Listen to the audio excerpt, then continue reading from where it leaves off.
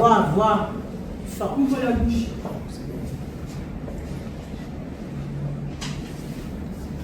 Écarte tes jambes.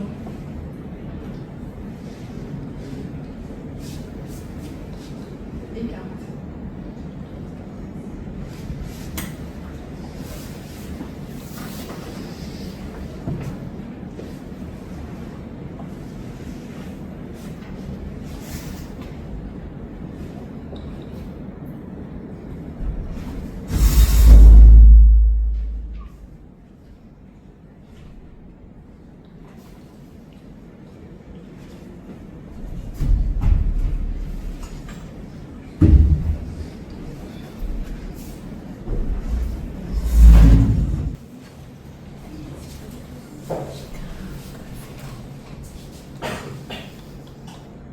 Allô?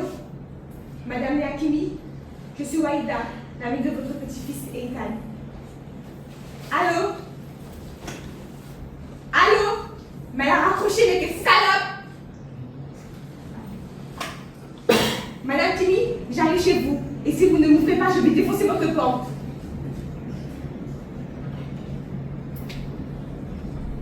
Madame Kimi? Ouvrez! Je sais que vous êtes là. Ouvre cette porte, salope! Arrête. Tu vas te faire mal et tu vas abîmer ma porte. Ouvrez-moi! Qu'est-ce que tu veux? Eitan, il est à l'hôpital, il va peut-être mourir. Appelle sa famille. Vous êtes sa famille. Il aimerait vous rencontrer, il a besoin de réponses sur son histoire, ses origines. Qui est Eitan? Vous êtes quoi de quoi, votre petit-fils, le fils de David, celui qui vous cherche depuis des années. Ouvrez cette porte, sale égoïste. Il va mourir, vous vous en foutez. Ne viens pas me provoquer devant chez moi. Je n'avais aucune envie de te voir. Encore moins te rencontrer. Ne pense surtout pas m'attendrir en touchant mon petit cœur fragile de grand-mère. Je comprends très bien que tu te sois entichée d'Eitan. Quand j'étais jeune, j'étais aussi belle que toi. Et tout comme toi, je ne savais pas quoi faire avec cette beauté qui me donnait envie de me défigurer. Tu t'appelles Waïda? C'est joli, exotique. Mais écoute-moi bien, petite. Tu penses m'impressionner avec ta beauté et tes grands airs? Tu te trompes. J'ai survécu à pire que tes caprices. Tu veux savoir la vérité?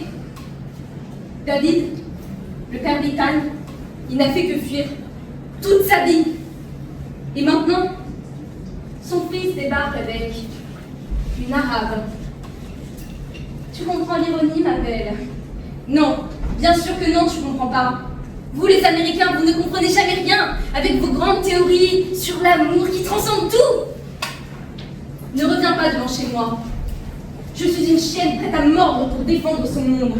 Et mon monde ne tient plus qu'à un fil. Eitan, comme tu l'appelles, il ne sait même pas qui il est vraiment. Et toi, qu'est-ce que tu es venu faire dans notre histoire? Tu viens fouiller, chercher des petits secrets pour ta thèse universitaire. Qu'est-ce que vous êtes venus faire ici tous les deux? Fous-moi la paix. Tu es arabe, putain! Et lui, si tu savais. Oh, si tu savais. Va-t'en! Juif, arabe, juif, arabe, juif, arabe, juif. Juif, arabe. Ça suffit. J'arrête tout ça.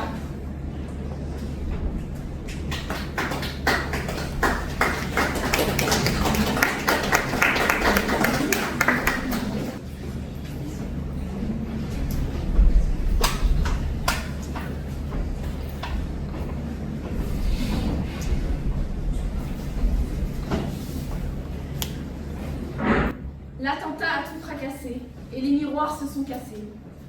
Ce qui reste est aussi simple qu'insupportable. Eitan est juif, je suis arabe. Personne ne m'a appris à l'être, au contraire. On a tout fait pour m'en dégoûter. Et j'ai tout fait pour vomir ça hors de moi. J'ai blanchi de peau, je me suis déblasanisée. Ma chance est cette beauté qui aveugle le monde. Et j'ai tout misé dessus. Taille fine, belle bouche, gros seins, belles fesses et plus personne pour dire « Tu as vu l'arabe ?»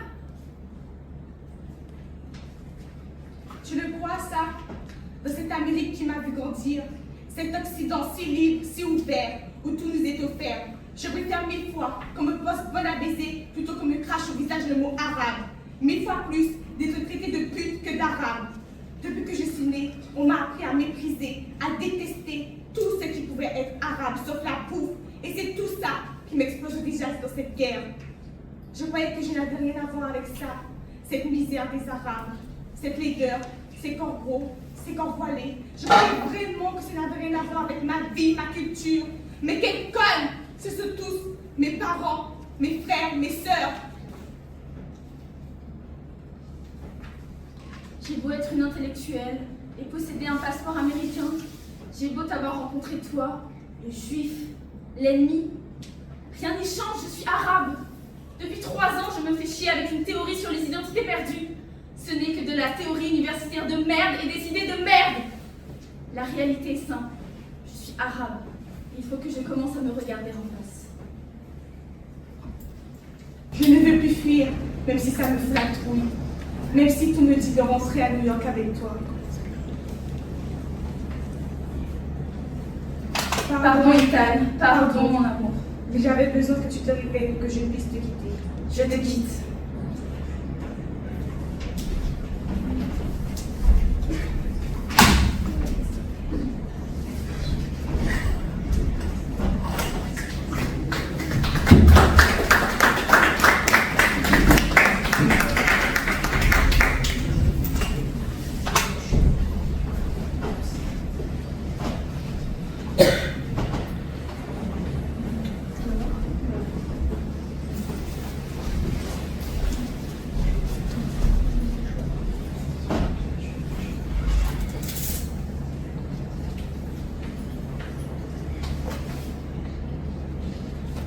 David. Papa.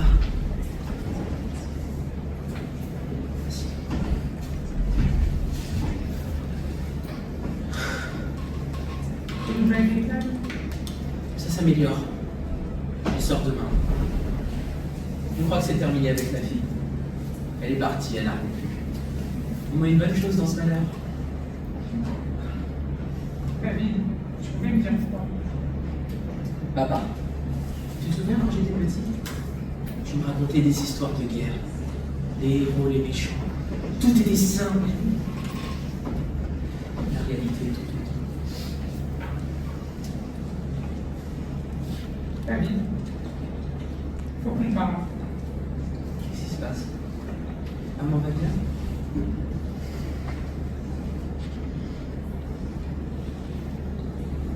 Pendant la guerre contre les Arabes, en 67, on nous avait envoyé vider un village palestinien. Il faisait beau, comme aujourd'hui. Papa, pourquoi tu me racontes ça maintenant? Laisse-moi finir. La vie commence, maison par maison. Au bout de quelques heures, on se retrouve devant une maison avec un immense pilier. On mange des fruits. J'entre et j'arrive dans la pièce du fond. Il y avait une armoire. Papa, ça va? J'entends un bruit, comme un souffle, une respiration. J'ouvre les battants de l'armoire, je tombe sur un tas de boîtes de chaussures vides. Sur la première étagère, il y avait une boîte. Je regarde dedans. Un bébé. Un bébé dans une armoire? Tu m'écoutes? Un bébé enveloppé dans un kéfier. Tu te souviens du kéfier que tu avais un jour trouvé dans mes affaires? Tu m'avais demandé choqué ce que je faisais avec ça. Ouais, tu m'as dit que c'était un souvenir de guerre. Eh bien, c'était le kéfier qui enveloppait ce petit bébé palestinien. J'ai pris la boîte et je suis ressortie.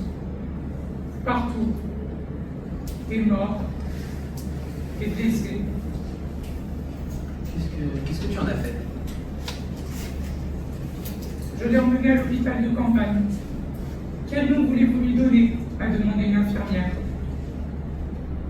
David, j'ai dit. Tu as donné le nom de David à un enfant palestinien. Je lui ai donné le nom d'un roi. Qu'est-ce qui est devenu? Vous avez retrouvé sa famille?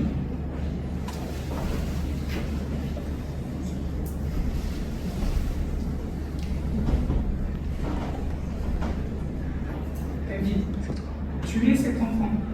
C'est toi. Très drôle, papa. Non, je te parle de lui. Moi, je suis né après, j'imagine. Puisque vous m'avez donné son nom. Mais lui, vous en avez fait quoi? Tu es né ni après ni avant. C'est toi. Tu es ce bébé que j'ai trouvé dans une boîte à chaussures. Tu entends? Arrête tes conneries, papa. C'est pas drôle. David, tu es palestinien. Tu es arabe. Tu n'as rien de juif. Tu es ce que tu détestes. C'est comme ça. Non. David, Tu mens! Je suis juif! C'est impossible. David, écoute-moi. Je suis qui? Je suis qui, putain? Toutes ces années à vivre dans le mensonge. Mes vrais parents, ils sont morts. J'ai peut-être tué des membres de ma famille. Tu délires. Je délire, vraiment. Tu m'enlèves à ma famille. Tu me fais grandir dans le mensonge. Et moi, je délire? Mon Dieu. Ethan cherche ses origines. Et elle le sait. Maman le sait. Oui. Évidemment! Tout le monde le sait. Sauf moi, le principal intéressé. Et Waïda, cette pauvre Waïda, elle doit me détester. Elle repart sur New York. Où vas-tu? Me saouler la gueule, papa! Si tu me touches, je t'explose la figure. Merci de m'avoir sauvé. Je ne te pardonnerai jamais de ma repentir.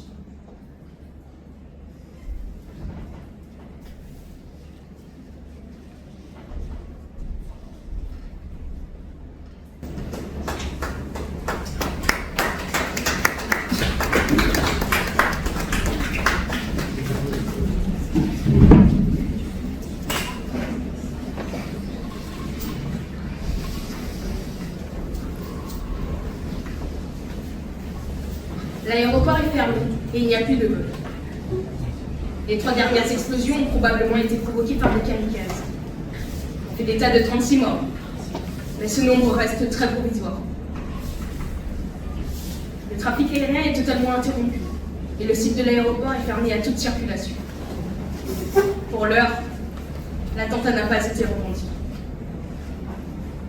Le Premier ministre affirme que des opérations vont se succéder afin d'éradiquer les assassins. Éradiquer. Toujours ce mot. Comme si on pouvait éradiquer la souffrance, la colère, l'incompréhension.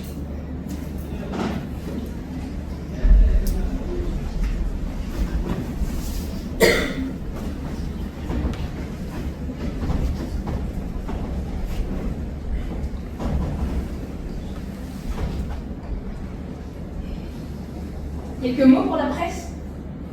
Chaque famille porte ses secrets, ses douleurs, ses espoirs déçus. Aujourd'hui, une famille se reconstruit sur les décombres de ses mensonges. C'est l'histoire d'un amour qui n'a pas survécu à l'attentat, au mensonge, au secret de famille. L'histoire d'un père qui a découvert qu'il haïssait sa propre identité. L'histoire d'une famille qui a préféré le mensonge à la vérité. Et maintenant, vous voulez savoir ce que j'ai appris en toutes ces années? Que les secrets ne protègent personne. Ils ne font qu'empoisonner les prochaines générations. Et moi, qui cherchais le gène, j'ai découvert que l'ADN, ça ne dit pas tout sur qui on est. Parfois, au milieu des bombes et de la haine, naissent des histoires d'espoir, des familles qui se réinventent, des amours qui résistent, des identités qui se révèlent. Les questions restent, les blessures aussi. Mais peut-être qu'un jour,